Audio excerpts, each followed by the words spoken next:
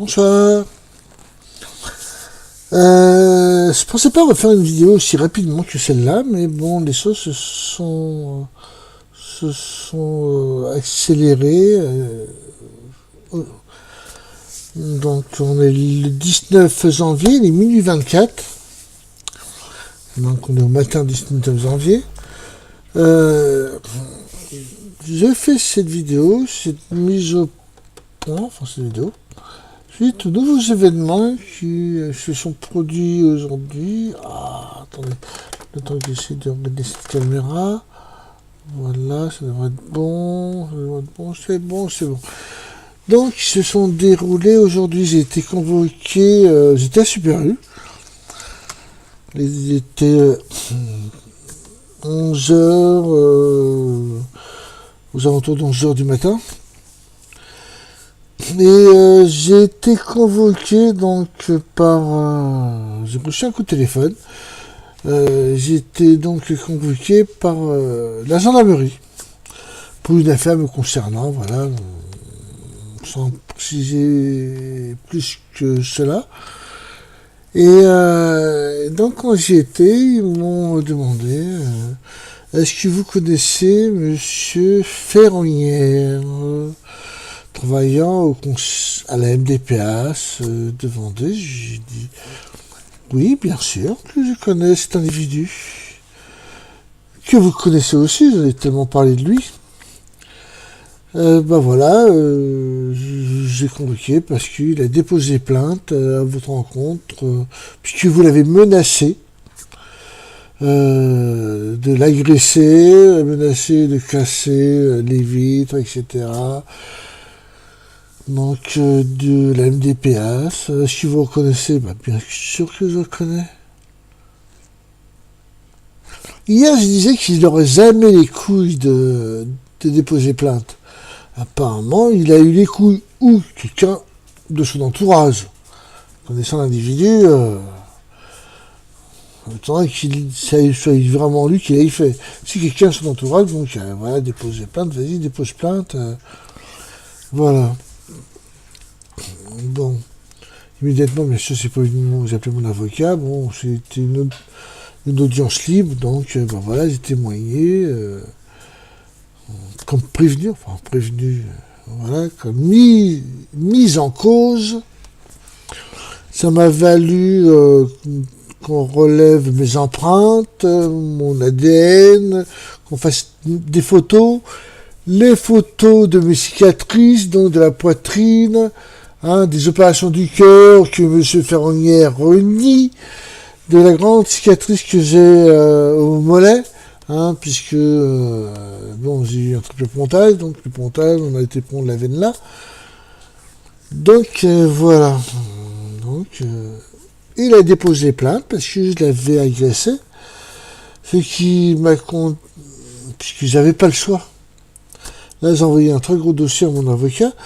J'avais pas le choix puisque malgré toutes les dossiers faits par mes médecins, malgré les multiples courriers de cardiologues disant que je souffre bien de dyspnée, d'angor, etc., et que je dois avoir les cas d'invalidité,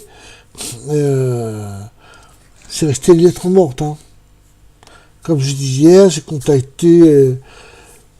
j'ai envoyé des lettres au président de la République, à M. Macron, à divers ministres, ministre de la Santé, ministre de la Cohésion sociale et de handicap,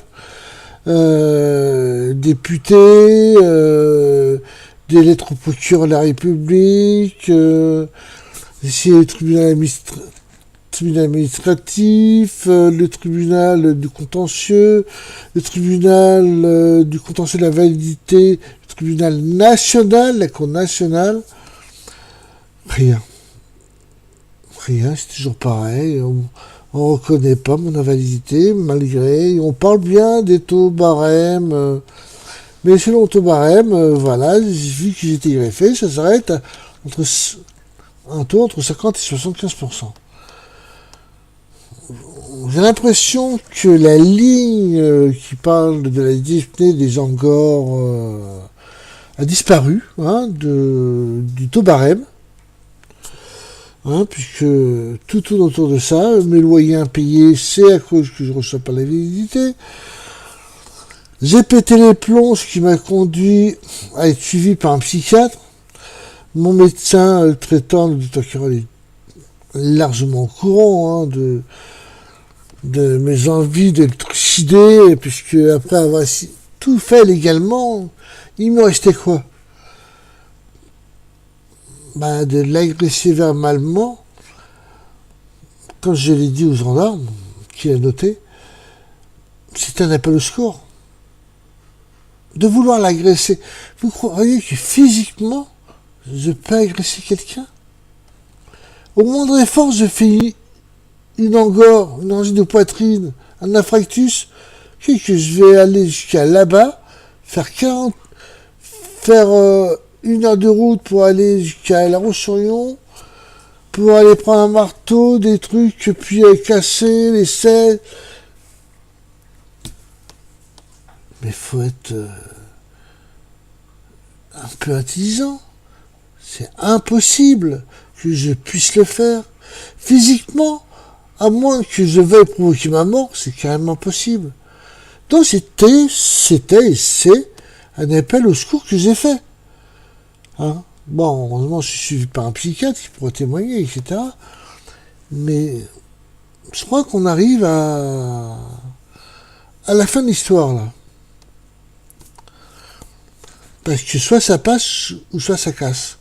Soit le procureur me reconnaît donc coupable, je suis un agresseur, je suis une menace, et passe outre mes capacités physiques, ce qui ne m'étonnerait pas, un peu plus, un peu moins,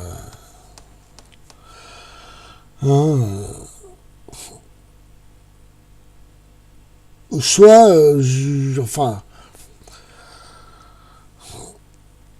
moi je veux aller au tribunal. Je ne pourrais pas y aller, c'est mon avocat qui y va, parce que si j'y vais, j'aurais un infarctus tellement que je m'énerverais pour... voilà. Donc c'est mon avocat qui irait s'expliquer du pourquoi, du comment. Là, j'ai envoyé tous les courriers, tous les trucs des ministres, etc., comme quoi j'ai bien prévenu, avant que je l'agresse verbalement, au téléphone. Puisque ça s'est fait fin octobre. Ça s'est fait au mois d'octobre. Et j'avais pas le choix, quoi. Il arrive un moment où on pète les plombs, Quand vous voyez les dettes qui s'accumulent, que tout le monde a cette invalidité, et que moi, avec mon état médical, c'est quoi cette France de merde? Parce que je suis d'origine étrangère, tout ça parce que j'ai voulu faire condamner Monsieur Ferronnière, puisque c'est de lui, il s'agit toujours Ferronnière, toujours autour de lui. Donc voilà, c'est la dernière vidéo, donc on va attendre maintenant ce qui se passe. Est-ce que le procureur va m'envoyer en prison parce qu'il trouve que j'ai la puissance physique d'agresser, d'être une menace? À moins d'être un débile, mais enfin bref, je vais pas l'insulter, je le connais pas. S'il fait bien son travail, il se rendra compte que s'il se renseigne un peu, puisque j'ai dit, ça a été enregistré, le journal a enregistré, que j'ai contacté Madame Cluzel, ministre, Monsieur Macron, le préfet, etc. J'ai tout fait. Et toujours le même refus. D'un côté, il y a mon dossier médical qui dit que, et de l'autre côté, il y a les abrutis qui n'ont la CDAPS. J'ai donné à mon avocat, d'ailleurs, la liste des membres de la CDAPS, qui, comme il le verra, il n'y a pas de médecin. Et pourtant, il statue sur un dossier médical pour dire monsieur a tel ou tel pourcentage d'invalidité. Ils ne sont pas médecins. Et on est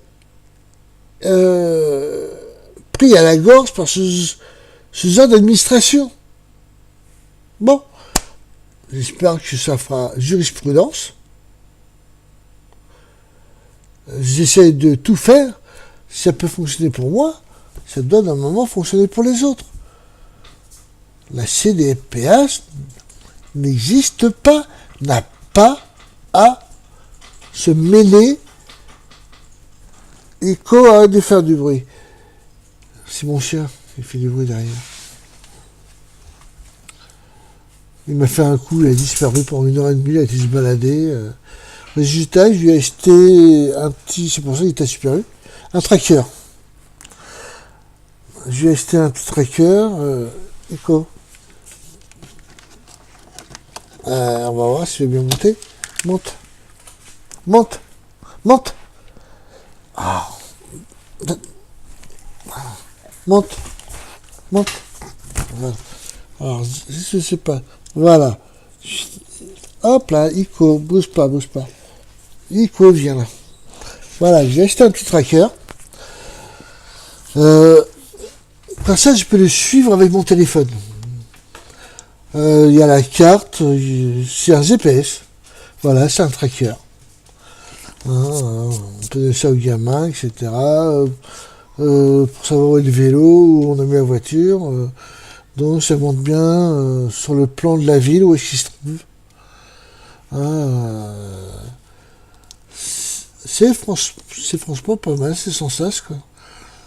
Je sais pas si on va voir, on va essayer. Je vais éteindre la lumière. Donc hop là. Voilà, comme vous pouvez voir, je sais pas si vous pouvez voir.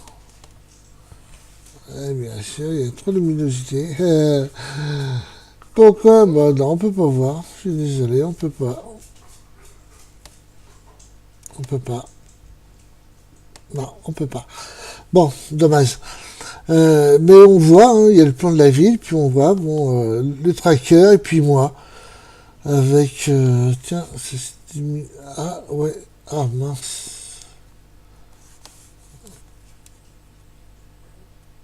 Je sais pas si on peut voir un peu. On va essayer, voir. Là, comme ça, un peu de profil, on voit. Donc, on voit bien ici au milieu. Donc, il y a le tracker et la petite bille bleue. Oh, c'est difficile. C'est mon téléphone, voilà. Donc, on peut voir dans la rue où est-ce qu'il se balade, où est-ce qu'il divague. C'est pas mal, hein. Ça coûte 19,99 €. Et c'est franchement utile, hein. Parce que avant, il allait se balader, au bout d'un quart d'heure, il revenait. Là, 1h30 après, il revenait pas, il s'était perdu par là-bas. Même moi, j'ai jamais été de ma vie. Heureusement, j'ai demandé à des gens dans la rue s'il l'avait retrouvé, enfin s'il l'avait vu. C'est comme ça que j'ai pu le retrouver, hein. Sinon, j'aurais jamais retrouvé, hein, vu qu'il n'a pas de truc à coller et qu'il est inoffensif. Hein. Bon, il est gros, balèze, hein, mais c'est tout. Bon, ça a été mon petit quart d'heure infarctus. Parce que j'ai une grosse angine de poitrine à cause du froid. Du stress, occasionnel, etc. Donc, je peux vous dire, c'est pas... Enfin bref, non, voilà, donc j'ai été entendu par la gendarmerie suite à la plainte formulée par monsieur le docteur Ferronnier. Donc voilà, donc on va attendre. Hein. Peut-être que cette fois-ci, on pourra aller au tribunal et exprimer, dire ce qui se passe, pourquoi je l'ai agressé, pourquoi j'ai eu ce comportement. J'ai mon psychiatre qui sera là aussi pour témoigner, heureusement. Pourquoi je suis venu jusqu'à là? Parce qu'il me restait que ça. Ça fait 5 ans que je me bats. Plus de 5 ans que je me bats. Quand vous avez tout fait, faites toute l'administration, qu'on vous ferme la porte au nez, que des CDAPH, qui n'ont fait aucune étude de médecine, vous dit non, vous aurez ça, point barre, parce que de l'autre côté, il y a le ferronnière qui leur dit, voilà, c'est ça, vous lui donnez ça, c'est tout. ne lui donnez surtout pas la carte d'invalidité. Bon, alors ils suivent, hein, c'est des moutons. Hein. Lui, les médecins, c'est le seul vrai médecin. Enfin, vrai médecin. Il a déjà dépassé le terme de médecin. Hein. Le serment d'Hippocrate a été remplacé par le serment d'Hippocrate depuis très longtemps. Hein. Lui, il travaille pour les banques, il travaille pas pour la médecine. Il pratique plus la médecine, c'est fini. Il pratique le stylo. C'est ça qu'il pratique, le stylo, pour écrire les fausses déclarations, les faux comptes rendus, pour qu'on refuse. Imaginez qu'il y a quelques années, il a refusé un gamin, donc un gamin paraplégique. Il avait une aide médicale, donc 20 heures par jour, un peu plus de 20 heures par jour. Il a tout arrêté pour lui donner que 9 heures au gamin. Il est paraplégique. Il a fallu aller jusqu'au tribunal pour qu'on lui redonne toutes les heures. Je me retrouve également bloqué pour mes heures de ménage. Mon médecin avait demandé 3 heures de ménage, ce qui a été refusé. 3 heures de ménage supplémentaires. Je suis à 12 heures par mois. Donc, la DMR qui vient chez moi a estimé que 3 heures supplémentaires, c'était pas un luxe. Vu que je peux pratiquement rien faire, donc j'essaie de faire au mieux, quoi. La vaisselle, etc. J'essaie de faire au mieux. On a estimé que c'était pas un luxe. Donc là, on a refait un dossier que j'ai donné à mon assistante sociale parce que on avait refusé, parce que le médecin avait dit, fait une déclaration en disant que mon état médical s'était aggravé sans aller plus loin. Et ces gens, comme M. Joly, qui travaille au conseil départemental et à la préfecture, avaient estimé que il fallait dire plus. Je suis au téléphone, je lui dis, mais excusez-moi, vous n'êtes pas médecin, pourquoi ça vous regarde? Comme je dis l'autre jour, je sais pas si je t'ai dit sur la vidéo, est-ce que vous dites aux gens que vous avez des hémorroïdes? Et comment vous les avez eues? Non, ça regarde personne. Bon, bah là, il a refait quand même un certificat médical en précisant les termes médicaux. Il comprendra rien, il n'est pas médecin. Mais ça lui fera plaisir. C'est pas pour cela qu'on va me donner les 3 heures en plus. Puisque de l'autre côté, il y a M. Ferranière qui bloque, qui fait la loi, et qui dit, non, M. Fernandez, c'est moi, j'avais dit hier mon nom, donc M. Fernandez n'aura pas le droit, parce que, voilà. Bon, ça fait 18 minutes, je crois que c'est bon. Donc on va attendre la suite des épisodes. Est-ce que j'irai en prison? Est-ce que je serai condamné à des amendes que je ne peux pas payer de toute façon? Je ne suis pas solvable, je suis pas solvable, je suis pas imposable, je touche l'argent de l'État, le minimum vital, l'allocation adulte handicapé. Mais c'est vrai que 300 € par plus, c'est l'argent qu'ils me doivent depuis pas longtemps, 18 000 €, m'aiderait à payer mon loyer, à payer mes factures d'électricité. Bon, je paierai un peu de ma poche, parce que les factures sont entre...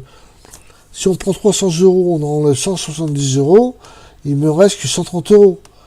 L'électricité, j'en ai à peu près pour 160 €, quoi. D'électricité par mois. Parce que je chauffe, je suis obligé, à cause des infections que j'ai. Il n'y a pas le choix, il y en a d'autres comme moi, qui ferment leur gueule. Bon, moi, je l'ai ouvert. Donc, on va voir la suite des épisodes. Moi, je ne demande pas les 18 000 €, hein, ils me donnent 3-4 000 €, juste assez pour rembourser toutes les dettes de loyer, les dettes d'électricité. Et puis voilà, moi, je calcule au prorata. Hein. Mais c'est pas vraiment le terme, ouais. Donc, je calcule ce que je dois aux impôts, ce que je dois à l'électricité. Et ils me donnent, voilà, ils gardent le reste. Ils me donnent 3 000 €, 2 000, 3 000 €, 4 000 €, et le reste, ils le gardent. Hein. Ils me doivent 18 000 euros. Hein, qui me doivent 5-6 000 euros pour payer mes dettes et qui gardent le reste. Hein, ils auront un restaurant avec. C'est ce qu'ils font hein, quand ils ne vous donnent pas l'argent. Ils l'utilisent pour refaire le conseil départemental.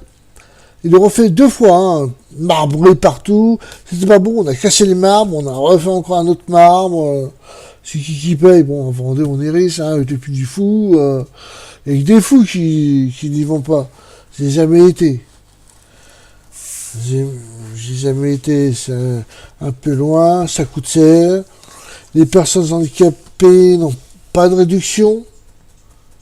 Il y a des réductions pour les jeunes, les enfants, mais les personnes handicapées qui n'ont pas de moyens, ils n'ont droit à rien. Petite réduction dans les transports, les trucs comme ça. Nous, on ne fait plus partie de la société. On est le rebut de la société. Les personnes malades sont des rebuts de la société. Hein. Tout le monde le sait. Enfin, surtout ceux qui sont malades. C'est comme les vieux. C'est des rebuts de la société. Vous allez travailler, vous ne servez plus à rien. Bon, bah, ça va, crevez. Arrêtez de nous pomper les assurances vieillesse, les retraites. Ça va, c'est bon. Bon, bah voilà, je vous souhaite une bonne nuit. Il est minuit 45. J'espère faire une bonne nuit. Donc, à plus!